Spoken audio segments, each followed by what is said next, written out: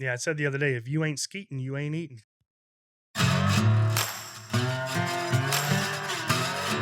They say hunting is in your blood. But what if you're just winging it? Justin's the middle-aged rookie with a new passion for hunting and an even newer bird dog. Erik, he's the guy who actually knows what he's doing. Most of the time. If you're into hunting, bird dogs, or just watching a guy learn the hard way, you're in the right place. Welcome to Upland Underdog. We have our first guest, Erik. Our first guest. We've been waiting weeks to do this. Literally weeks to do this. Welcome, Jeremy. Thank you. You're welcome. I'm here. Jeremy is my brother-in-law. He is married to my sister. I have lots of brothers-in-law. I believe it's brothers-in-law, not brother-in-laws. Like attorneys general, not attorney generals. I don't know. The English is not my strong point. I don't think it's either one of our strong points. But yes, he is one of my brothers-in-law. He is the one married to my sister, not all of my wife's brothers. Yes. So that's how Jeremy and I know each other. And Jeremy is on here. If you can't tell by the beard, he likes the outdoors as well. I do. He likes the outdoors quite a bit. He's always liked the outdoors as long as I can remember, because Jeremy and I went to high school together. That's where he and my sister actually met. And then you were your cowboy boots back in high school, your cowboy hat back in high school. Yes. And I was not. No, you were not. I was not. I'm still not. I was going to say, still not. Still not. But yes, in high school, you were 2 grades older than me, so I knew who you were. You actually drove me to football practice my freshman year. I think I beat up on you a little bit. That's Probably. 100% true, because you were about the size you are now. And I was a freshman in high school, and it was not fun. But yes, so I've known Jeremy for a long time, and he is one of the people, and I've mentioned this on the podcast, who has been hunting for, when did you start hunting? Since I could remember. I was going out with my dad from the moment I could walk and remember. That's awesome. And where do you remember the things you hunted for the first time? Were you out shooting squirrels? Were you out shooting birds? Were you out shooting deer? Yes. Okay. All of the above. Yes. I remember going out with my dad.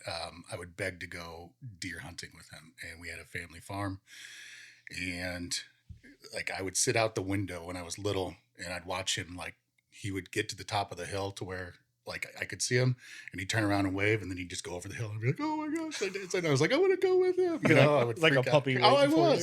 Just, It was like, just watching out the window, waiting for dad. and then I remember when he would be like, "Okay, you could come out with me for a little bit." And of course, me being like a 5-year-old kid doesn't sit still, and you're supposed to sit still. And but when I was 10 years old, he built me my first deer stand, and his was like 2 trees over.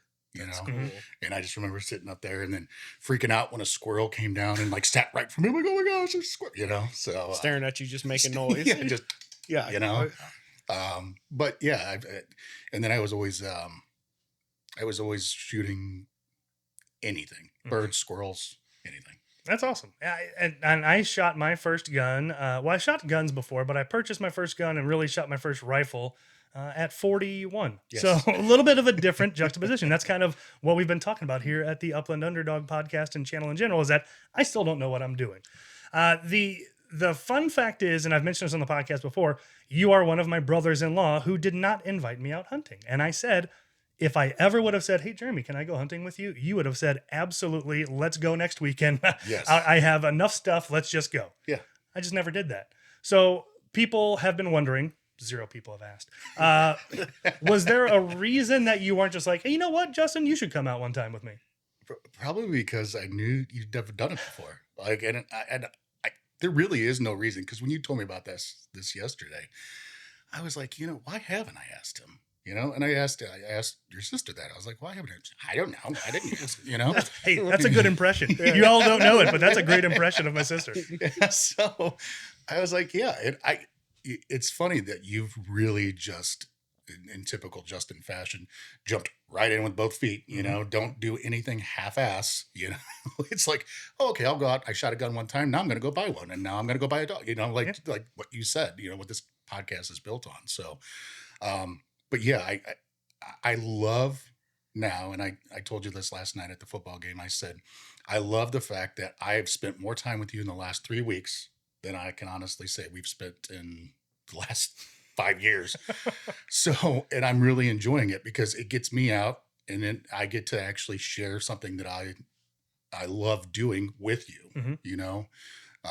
And that's what I think I love about hunting in general is that just, you know, we don't have to be sitting in the same deer stand. We don't have to be doing any of that, but it's just being out there and getting somebody else connected with nature and God and just everything and just slowing down. Yeah, that's my thought. I mean, and I've said that many times. That's my draw to it. It's Mhm. the harvesting, which is a big thing that I say to my son. We're not killing, we're harvesting because we have every intention of eating it. It's not just killing to kill something, but it's the time out there. It's the quiet time. It's the time for reflection and to see the world come alive in the mornings, and then in the evenings get quiet. It's Mhm.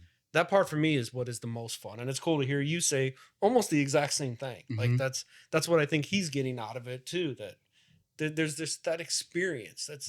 There's nothing else like it. At least for me, I haven't found anything else that's like the experiences. That is what I call my therapy.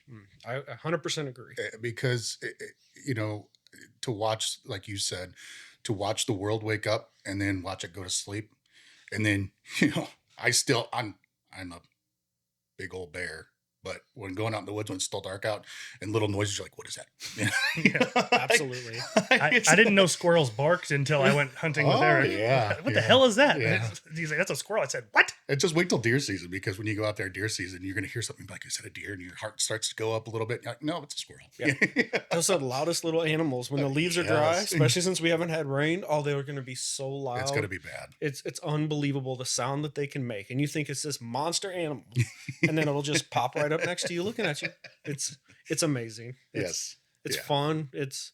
That's my reflection time too. My wife's like, "How can you go sit out there for 9 or 10 hours?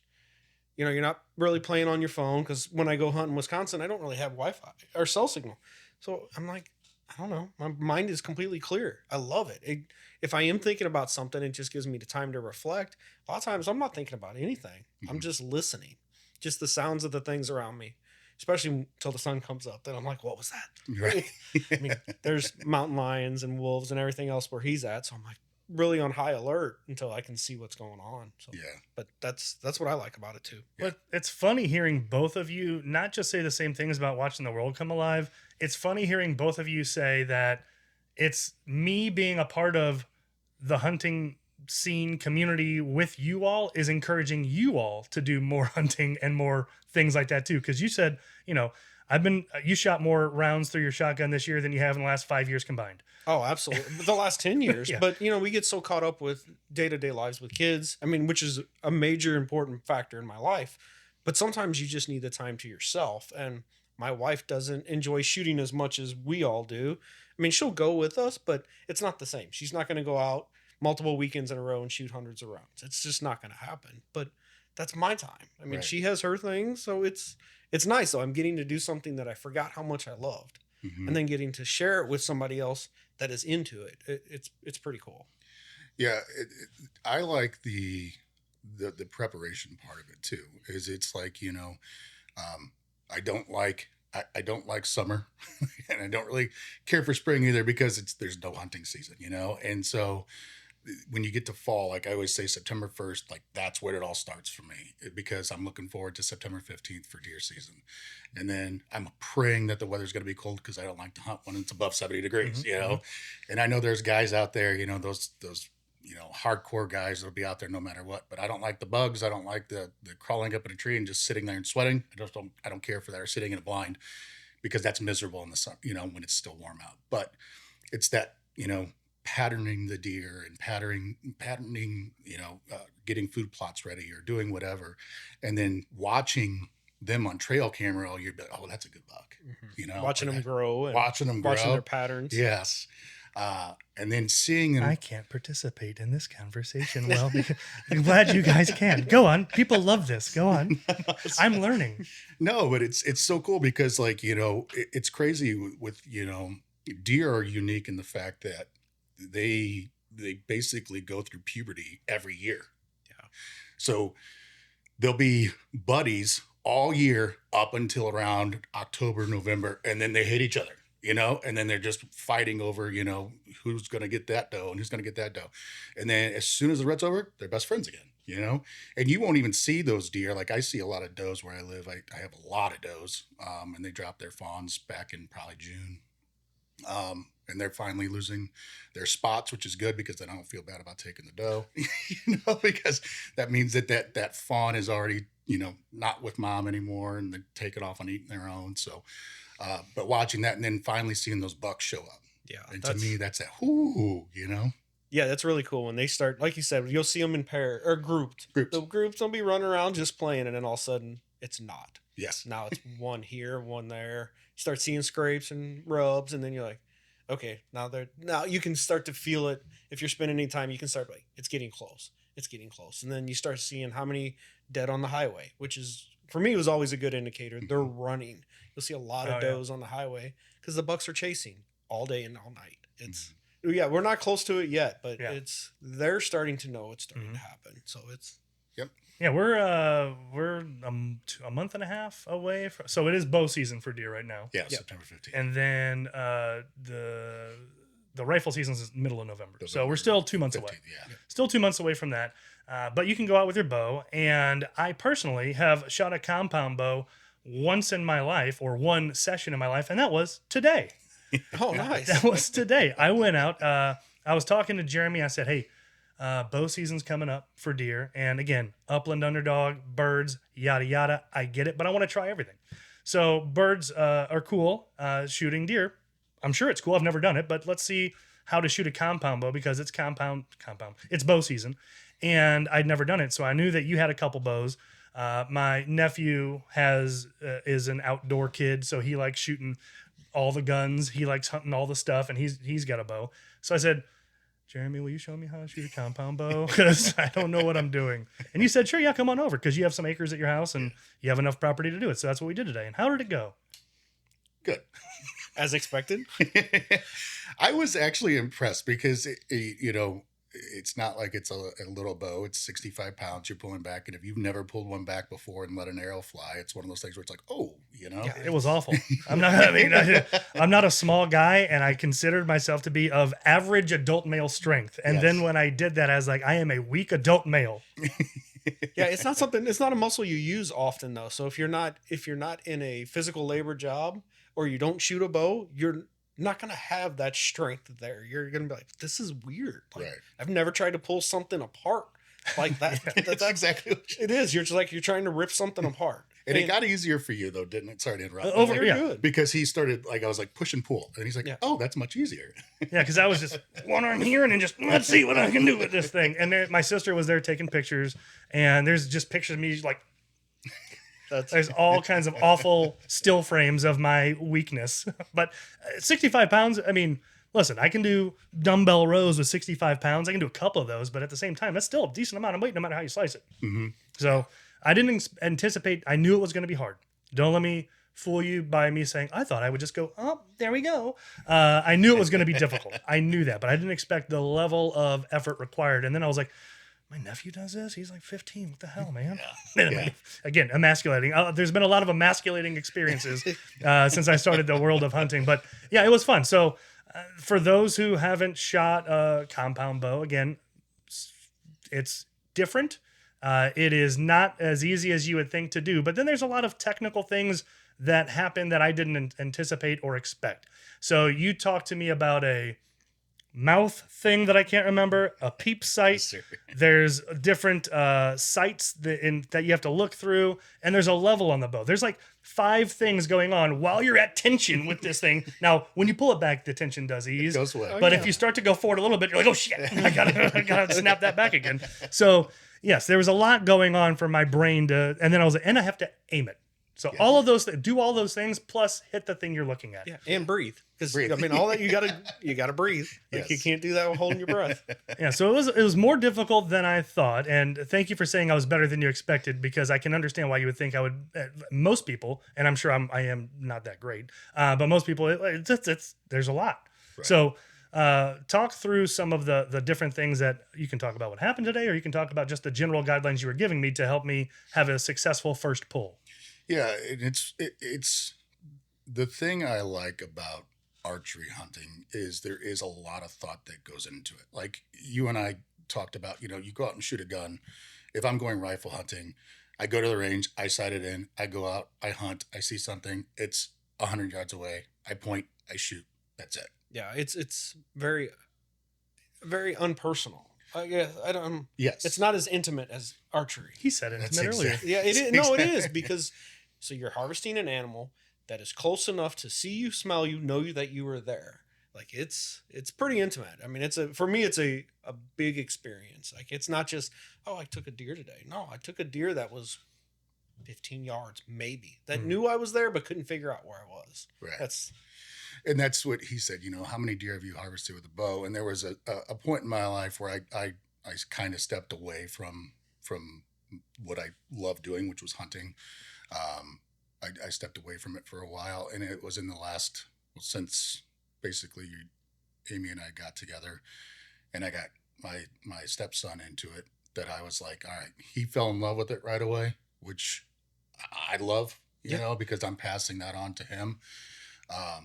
And then I was like, all right, well, I'm going to get in this again. And so now it's just, we live on enough property and we back to some farmland where we can actually just go out the door and go 50 yards from the house and go sit up in a tree, so, and it's such the deer there aren't pressured at all. And so there's nobody really hunting them there in the subdivision. So, we kind of have this whole it's like this little oasis, you know?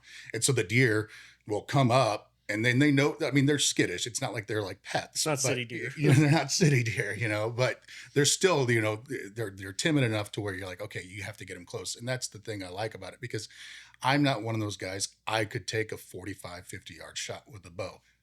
I don't feel comfortable doing that. And like I told you earlier, I was like, that would have to be a monster for me to take. It'd be one of those deer where like I've been waiting to hunt that deer.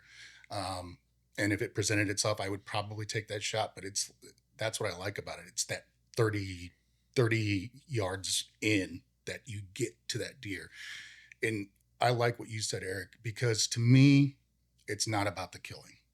And I think I've always said this to my old man is the day I lose that whole, like, that rush of emotion when I take an animal is the day I need to be done hunting. I agree. It's the rush of emotion.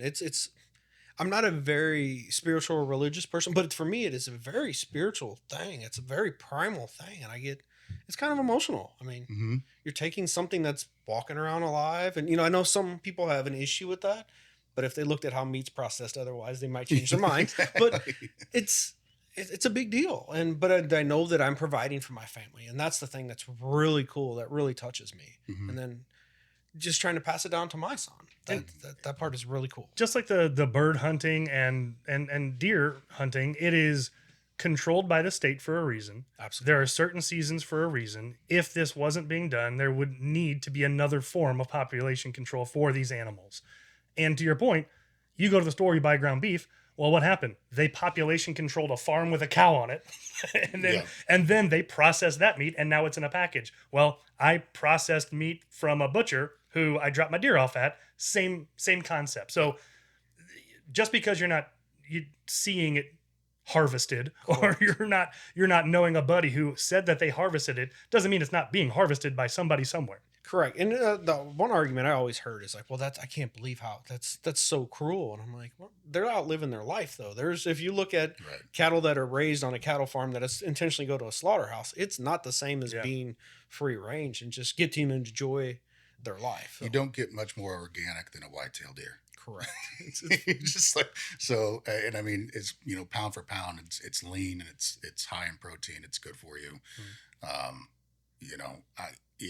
It's very clean. I mean, like I said, it's lean. It's a clean. They're very picky on what they eat. So they're eating good food. So their meat's good. It's not a lot of fat content, which can make it difficult at times if you don't know how to cook it. Bacon. Bacon. Do stuff with bacon. Out hunting, we spend our mornings in the woods, following dogs, flushing birds, walking through oak and hickory. Out there, woods tell a story. Midwest Stair Company brings that same respect for natural materials into every custom staircase they build. Missouri made with craftsmanship that honors the grain and the journey. Check out their work at MidwestStairCompany.com. and bring a piece of the woods home with you.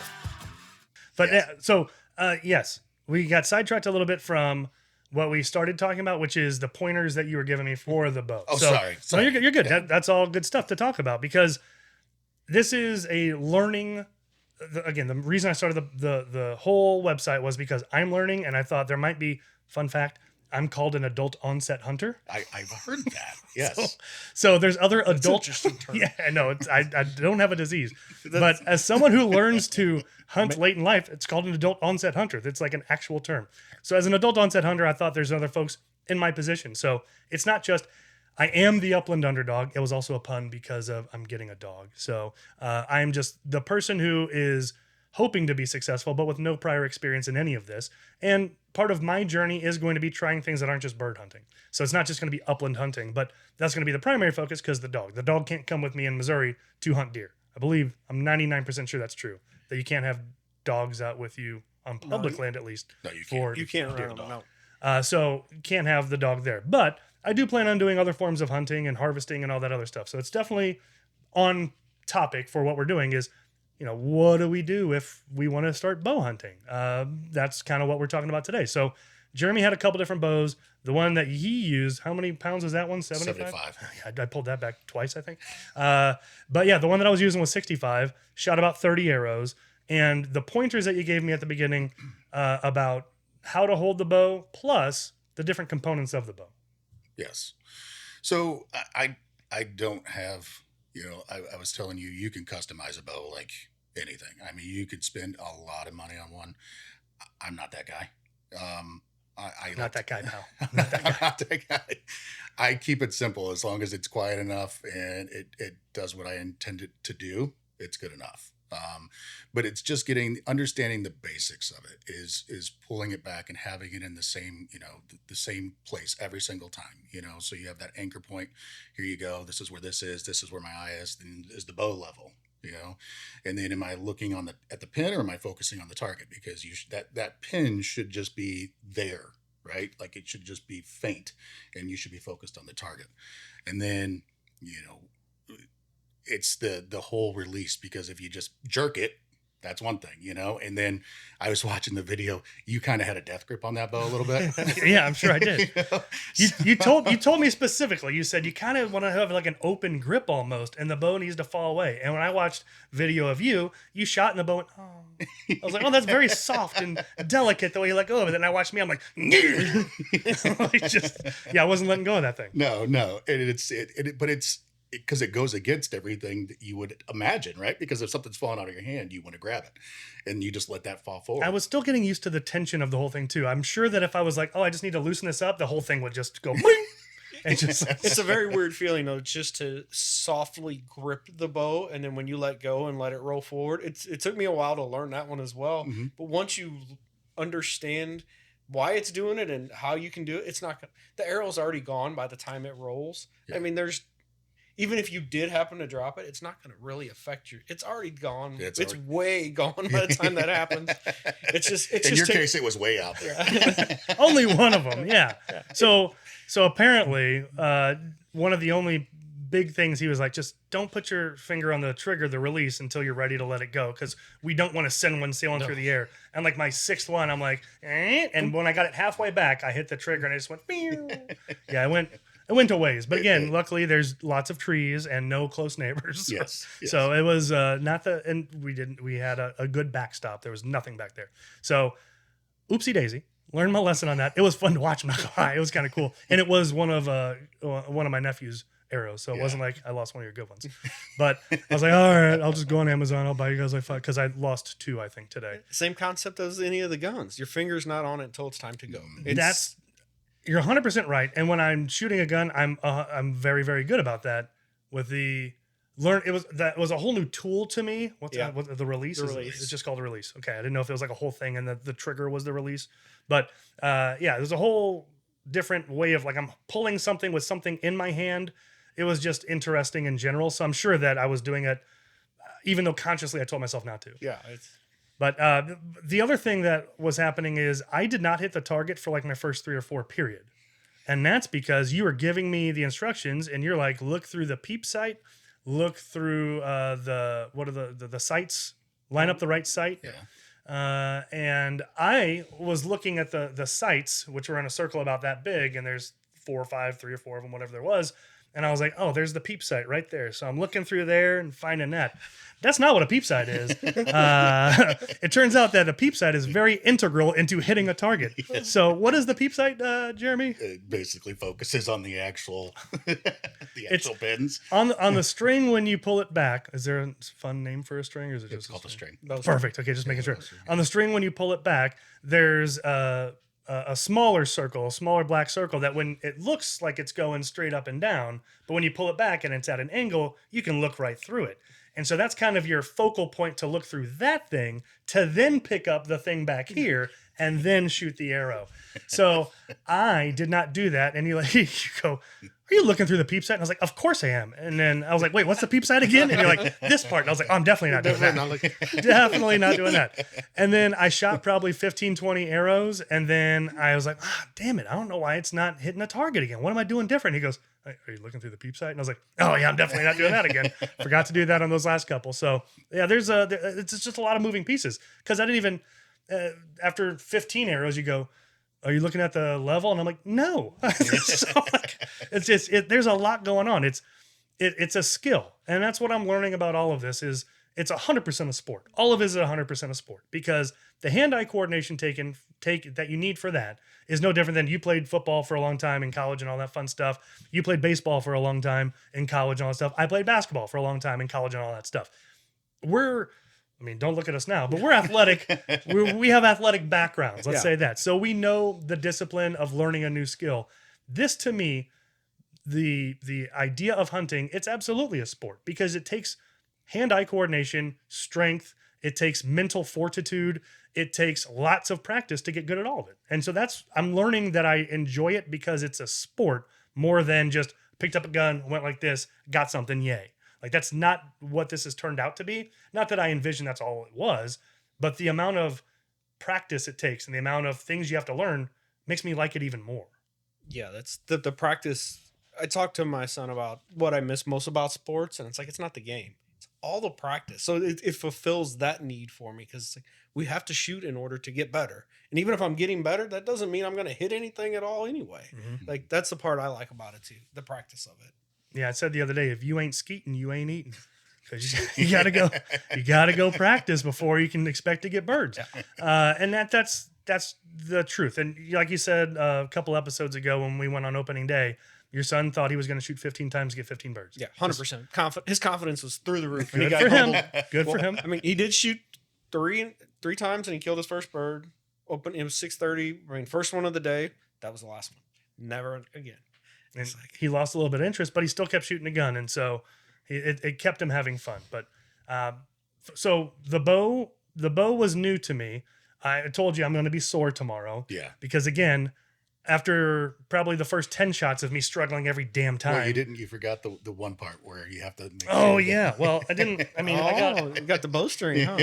Yeah. He said, if you do that once, you're never going to do it again. There's probably like 3 of them on there. I see them. So it happened. The very first one I shot, he goes, because it hit the dirt and it wasn't, he's like, what were you? I was like, I don't know, but I hit my arm like you said not to. First one. He's like, okay, that's awesome. That's great. But it was fun. I had fun. I don't think my wife's going to let me get a bow anytime soon. I could be wrong, but I wouldn't hesitate to go out. I think that I need to take a lot more practice. I even said to you, I was like, I got to sell some contraption on Amazon. That's just like an exercise thing because another big rule of thumb, don't dry fire a bow.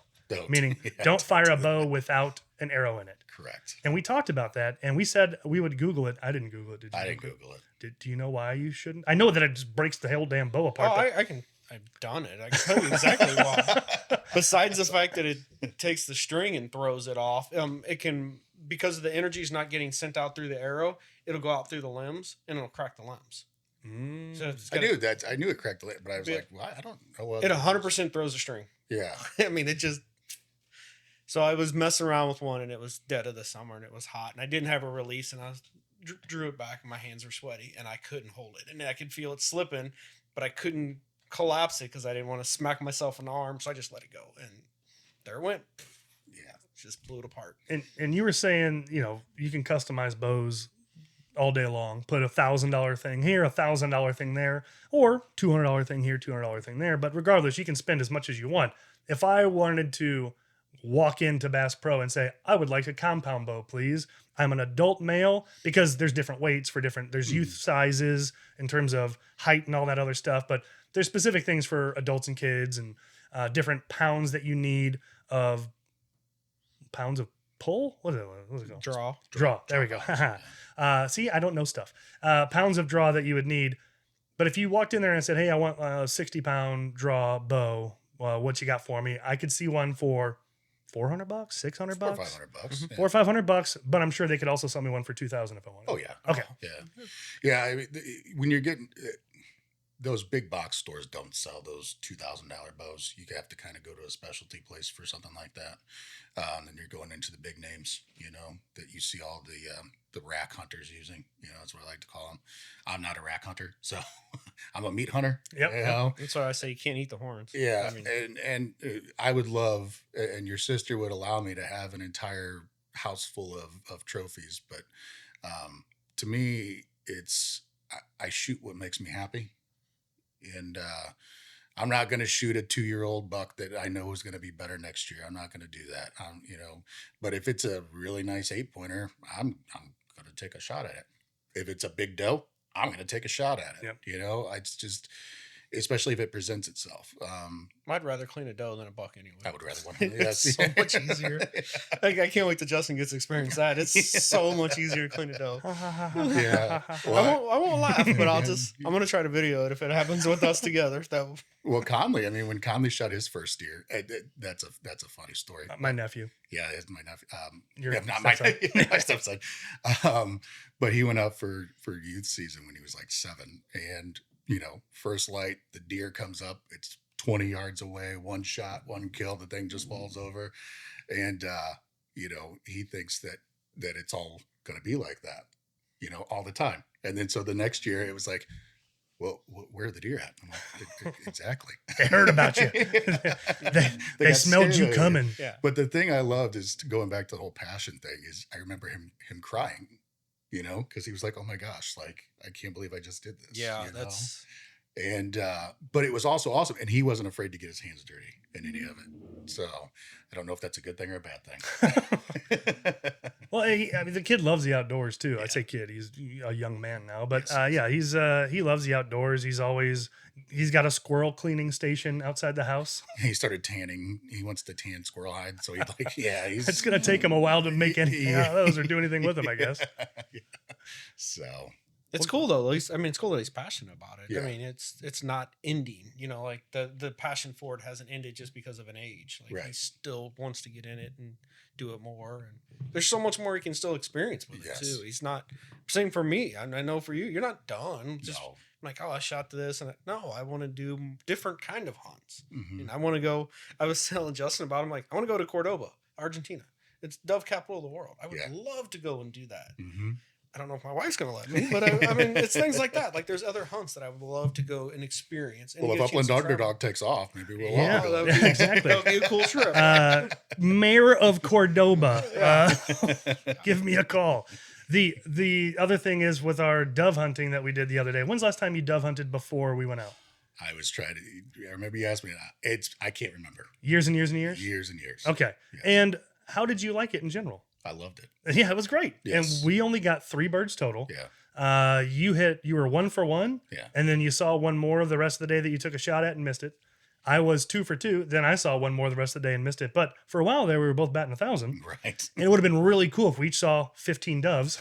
Right. But we saw 6 and were able to shoot at. We spent 5 shells the entire day. But it was a lot of fun. And question for you is that something that you would go back out and do again? The doves? Yeah. Oh yeah. 100%. Okay. Because you've been pheasant hunting and you've done way more upland stuff than I have. Yes. Because I've only done doves. Yeah. So, and what do you think is? If I had to guess, deer is more your passion or your fun hunt. But how do you feel about upland versus deer? How do you feel about upland in general? It's hunting, and and going back to what Erik said, it's just about being out there. And so, and it's a different kind of hunting, where deer hunting is you're going out there, I'm getting in a stand and I might sit till 10:30, 11 o'clock, or I might sit all day. I might sit 9, 10 hours. But with dove hunting, it's getting up, you're walking around. I can talk and have a conversation with somebody. So it's totally different. And then pheasant hunting, when I did that a few years back up in South Dakota, that was a totally different animal. That'll wear you out. I mean, especially once Hazel gets really good. Chasing a dog around a field, it just wears you out. It's fun. I've done it in Central Kansas. It's a blast, but you're tired at the end of the day. Yeah, for sure. And the thing about South Dakota is you could road hunt, and then you can, if you see a pheasant on Joe Bob's property, as long as it's not within like 100 yards of any cattle or a house or anything, you take a shot at it. If it's on the other side of the fence, and then if you take it, then you could cross the fence. You can't go and chase after it. You can't cross the fence, chase after it. And then it's just like goes against everything I ever did. I remember we were driving it and they're like, ring neck. And they're like, get out and get him. I'm like, what? Like, it's opening day. And I'm like, I just get out and shoot him. It was weird, but it was a blast. It was a blast. Yeah, I look forward to all that stuff. So none of those seasons start for a little bit longer. November 1st is like pheasant quail season for Missouri, but then we have deer season that starts November the 15th. So it's going to be a weird, but deer season's 10 days. 10 days. 10 days, unless you have youths that you can go out for youth season. Well, rifle season, then you have antlers portion, and then you have muzzleloader or alternative methods. Yeah, you've got those 2 or 3. So there's, if you can extend it if you have weird apparatuses. Correct. Additional arms. Not weird. Yes. Yeah, well, I saw a muzzle loader nowadays, basically just like a break action. It's all it is. Muzzle schmuzzle. It's just they're not a muzzle loader anymore. But it's still different. I mean, it's a little bit different. So, but it still gives you more opportunity. But like you said, the more opportunities are going to be more money, because now you got to get another firearm to be able to extend your hunt. And if I keep losing arrows like I did today, then the bow hunting is going to be quite an expense also.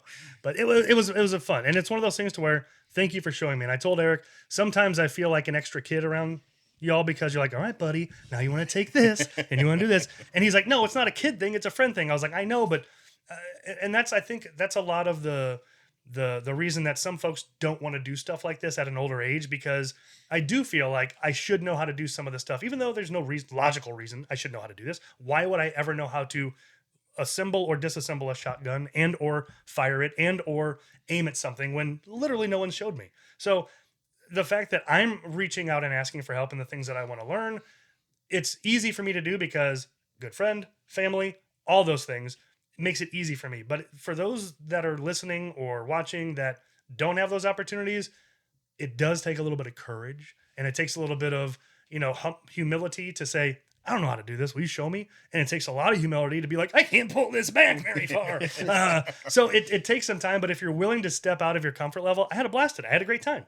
And I look forward to doing it again soon. And I look forward to begging my wife for a compound bow. And I look forward to going out my first time. I don't think that I would be able to take a deer in the next anytime soon. I need a lot more practice, which means I need a lot more muscle. So my wife's going to be happy about that. Let's focus on the rifles. Let's focus on rifle, get better with the bow. And then next year we can talk about bow stuff. But, yeah, that'll do it for this one. I really appreciate you coming on to share kind of your experience with hunting, your experience with helping me do hunting stuff, and just the general process of how it works from your perspective. I think we should have more folks on to kind of continue to share with others the reasons that they like doing this, which it turns out are very similar to each other so far. So it's interesting to see how that's been playing out. But it was really great of you to sit down and take time to come out here and let us know why you're passionate about this and why you're willing to help others. Thank you. So yeah, it was cool to hear you use some of the exact same words that I use. Like that's why I do it. So it was really cool. That part was like, I knew there's other people that feel the exact same way. I mean, you get some people that are just, I shot X amount of deer, and they're worried about killing. It's fun and refreshing to hear somebody say it's a spiritual thing for me. I get an emotional rush from it. Mm-hmm. So that was awesome. I'm glad to hear that too. Yep. All right. Well, thank you again. UplandUnderdog.com, at Upland Underdog on all social medias. As always, we're going to put these out every week. We're going to continue to have fun, interesting topics for you. If there's anything you want to hear us talk about, by all means, drop a comment, send an email, whatever it takes. We are here to help others learn more about this while I learn myself. So thanks for tuning in, and we'll talk to you next time. See ya.